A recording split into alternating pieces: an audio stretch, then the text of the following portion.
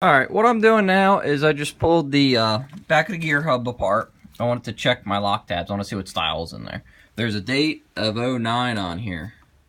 So I'm assuming that they were done. And from pulling it apart, it does have the newer style lock tabs on it with 2 tabs.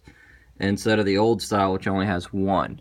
It doesn't have the one with the screws in it, which is fine, because that's a heavier duty one. So that way you can see. What you got to do is you take the 4 bolts off the back, and then you can pull that off. So then you can do that. Then I can clean this. Okay, and I'm going to reseal it.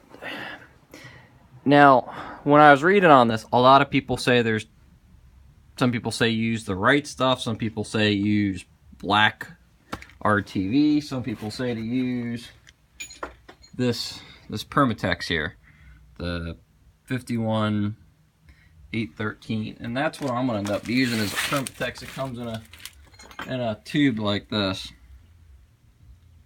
So I'm going to give that a try on all my hubs because I'm going to pull them all apart like this guy here. What I did here is I pulled all this apart so I could just take a look at the gears and all that and see if I can get this light off. I'll show you. See the inside of the gears, check them out, because I also had an issue with the vampire disease going on.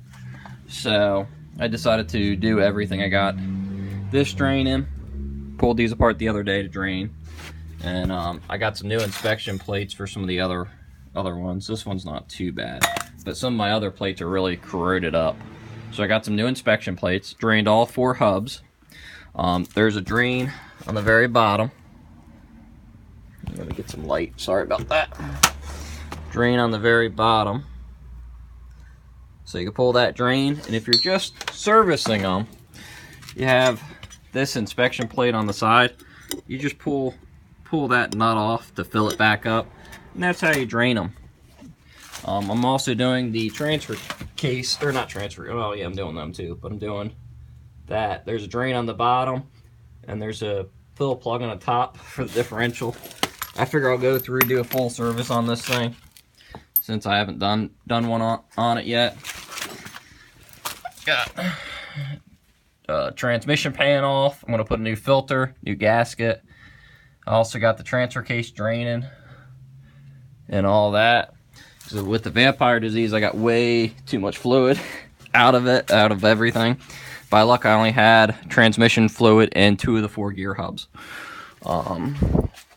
One thing to think about too, if you guys jack your Humvee up in the garage, by luck, I have open ceilings, and it falls right where the ceiling is. I actually had to take one of my lights down so I can open my hood back up if you guys jack it all 4 up. A lot of people say to do just 1 wheel at a time, so that way you can use 1 jack and 1 jack stand. I went through and I bought 4 jack stands and said I'm just going to jack everything up. But you can see, I already dumped the rest of it out, but you can see the color of it. See how it's red? It's supposed to be clear, more or less. So I got transmission fluid in this one, and the other 2 from the vampire disease. I got, when I drained pretty much everything out of that, I got pretty much a 5-gallon pail full of transmission fluid. So it definitely was way overfilled on everything.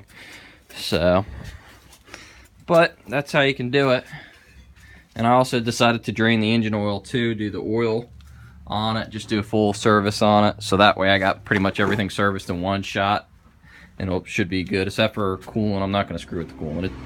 It's the proper color. It tests good, so I'm just going to leave the coolant for now.